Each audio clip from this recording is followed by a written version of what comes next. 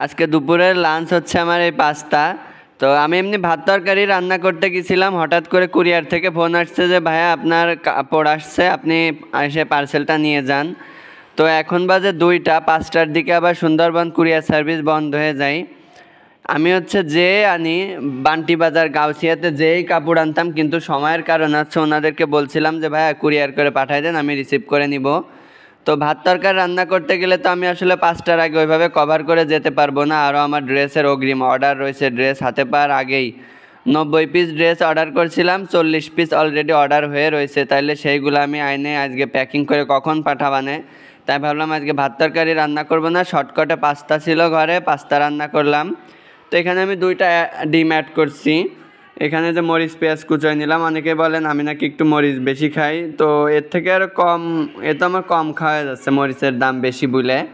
মরিচের দাম কম হইলে আরও খাইতাম। আর এই মরিচ খাওয়া শিখছি আমার আম্মুর কাছ থেকে, ভাবির কাছ থেকে, ওনারা অনেক পরিমাণে মরিচ খায়।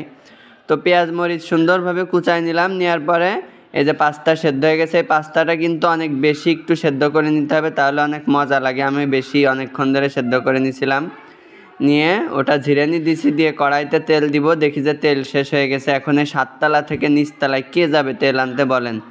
2টা বোতলে যতটুক ছিল উল্টায় পাল্টায় একটু ঢালছি যতটুক হয়েছে। তারপর এর ভিতরে যে মরিচ পেঁয়াজ দিছি, এটা কিন্তু বেশি জালে ভাজা যাবে না, একদম স্লো জালে অনেকক্ষণ টাইম নিয়ে সুন্দরভাবে দেখেন ভাজছি। তারপর একটু পরিমাণ মতো লবণ দিছি, সব লবণ একসাথে দেওয়া যাবে না, আমি অল্প একটু দিছি যেন মরিচ পেঁয়াজ আর ডিমের জন্য হয়, কারণ যেহেতু আমি প্রথমে এখানে একটা ডিম অ্যাড করব, আর আজকে আমি 2টা ডিম অ্যাড করব। এটা প্রথম ধাপে অল্প পরিমাণ লবণ দিতে হবে, আপনারা যেন পাস্তার লবণ এর ভিতর দিয়ে দিয়েন না, তাহলে কিন্তু পুড়ে যাবে ডিমটা, কারণ ডিমেই তো লাগবে লবণ।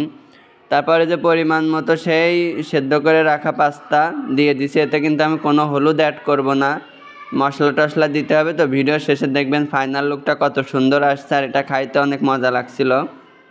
তারপরে যে নাড়াচাড়া করতে করতে মশলা দিয়ে দিলাম। পাস্তার সাথে এক প্যাকেটে একটা মশলাই থাকে, তার জন্য আমি একটু ম্যাগি মশলা এক্সট্রা অ্যাড করলাম, মশলাটা দিলে আসলে অনেক মজা লাগে। তারপর দিয়ে দেবো আর একটা ডিম, আমি কিন্তু এইখানে বেশ নাড়াচাড়া করছি, তারপর ডিমটা দিছি। ডিমটা দেওয়ার পর কালারটারও জোস হয়ে গেছে, আর এটা খাইতে এত মজা লাগছে।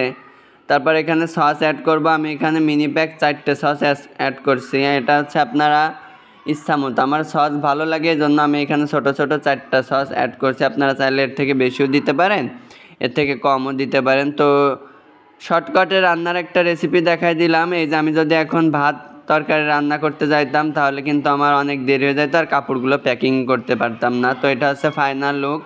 আর নতুন নতুন অনেক ড্রেসের কালেকশন আসছে, আপনারা ছবি দেখতে চাইলে অবশ্যই এই ভিডিওর ক্যাপশনে মেনশন দেওয়া থাকবে ট্রাস্ট মি 21, ওইখানে নক দিলে আমি আপনাকে নতুন ড্রেসের ছবি দিব। আর খাইতে কিন্তু অনেক মজা হয়েছিল, এজন্য দ্রুত খেয়ে চলে গেলাম কাপড় আনতে। 90 পিস কাপড় আনছে, অলরেডি 40 পিস সেল হয়ে গেছে আলহামদুলিল্লাহ। তো নিতে চাইলে অবশ্যই ট্রাস্ট মি 21 ফেসবুক পেজে নক দিতে হবে, যেটা ক্যাপশনে মেনশন দেওয়া আছে।